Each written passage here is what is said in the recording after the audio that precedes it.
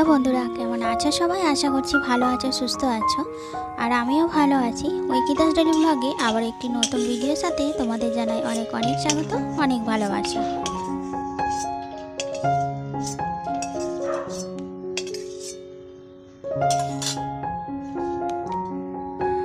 আজ হচ্ছে শনিবার আর এখন 9:30 মতো বাজছে। তো জলখাবারটা সেরেই নিয়েছি, তারপর রান্না চাপিয়েছি। আর এখানটায় এতটা পরিমাণে রোদ যে এত ভালো লাগে রান্না করতে, কি বলবো।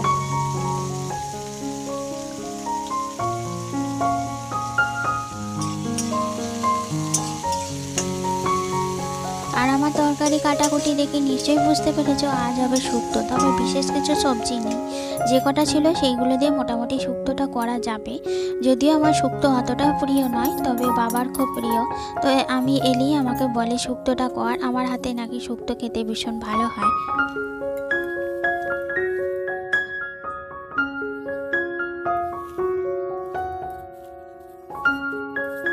আর আমি আজকে সকাল সকাল রান্নাটা সেরে নিয়েছি, কারণ আজকে বাড়িতে অনেক কি কাজ আছে।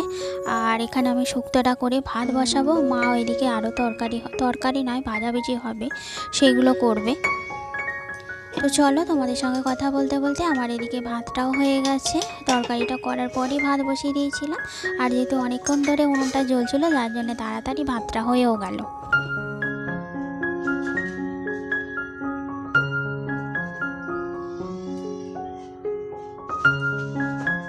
অনেকেই আগে থেকে পিঠে পুলি খাওয়া শুরু করে দিয়েছে, কিন্তু আমাদের এই সংক্রান্তির আগের দিনই করতে হয়।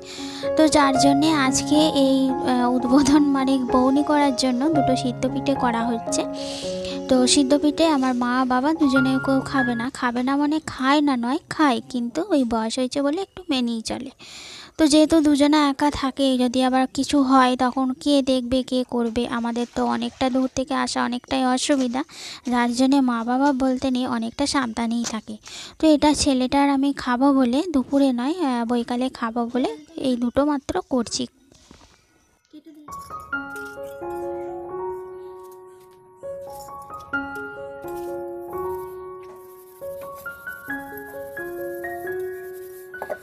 আর দেখো, আমি এখানে রান্না করে বাসনগুলো সব নিয়ে চলে এলাম।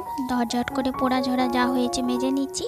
আর আমার তো এইসব মাঝামাঝি অভ্যাস আছে, যারা তোমরা আমার ব্লগ দেখো তারা নিশ্চয়ই জানো যে আমি ওখানে কত পোড়া মাজি। যদিও আগে পারতাম না, এখন অভ্যাস হয়ে গেছে। তো যাই হোক, বাসন মেজে ধুয়ে নিয়ে শুরু হবে আমার আসল কাজ।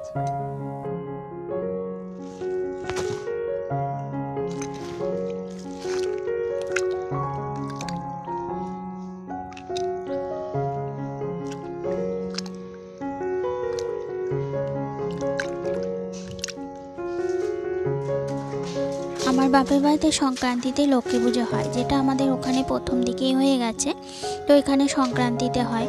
যাই হোক, গোটা বাড়ি ওই জন্য গোবর জল ছিটিয়ে, গোবর লেপছি, গোবর জল ছিটিয়ে একদম পরিষ্কার ঝকঝকে তকতকে করে দিয়েছি আজকে।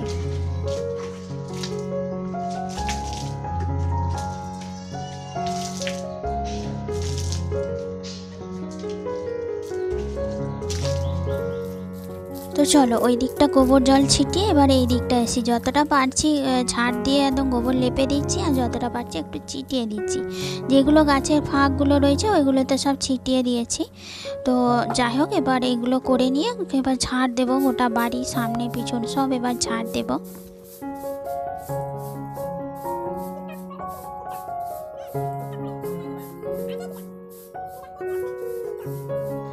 আর এগুলো করতে কিন্তু অনেকটাই সময় লেগে গেছে। রান্নাটা আমি 11:30টার মধ্যে কমপ্লিট করেছিলাম, যদিও পুরোটা করিনি। তারপর আবার এই দিকটায় এই সব করতে করতে আমার 12:30টা বেজে গিয়েছিল।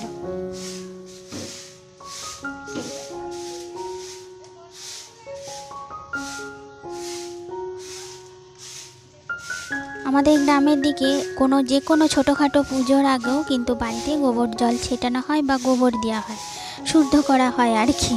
তো যাই হোক, সারাদিন ধরে আমি সব গোটা বাড়ি গোবর দিয়ে শুদ্ধই করে ফেললাম। তো চলো, অনেক হয়েছে গোবর নাপা, এবার স্নানটা সেরে ফেলি।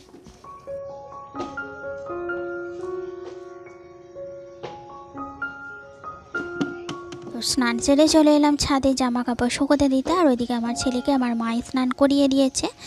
আর এতটা পরিমাণে রোদ দেখে মনে হচ্ছে যেন কুয়াশা, তবে আজকে সকালে প্রচণ্ড কুয়াশা ছিল, সকাল 9টা পর্যন্ত কিছুই দেখা যাচ্ছিল না।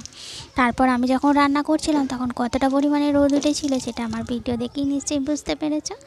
যাই হোক বন্ধুরা, ভিডিওটা আজকের মতো এখানেই এন্ড করে দিচ্ছি। ভালো লাগলে অবশ্যই একটা লাইক দিও। আর যদি মনে করো আমি ইউটিউবে কাজ করার যোগ্য বা আমার কন্টেন্ট তোমাদের ভালো লাগছে, তাহলে চাইলে প্রিয়জন অথবা তোমাদের বন্ধুদের সঙ্গে শেয়ারও করতে পারো। আর লাইক কমেন্ট অবশ্যই চাই। তো চলো, দেখা হবে তোমাদের সাথে নেক্সট কোনো ব্লগে।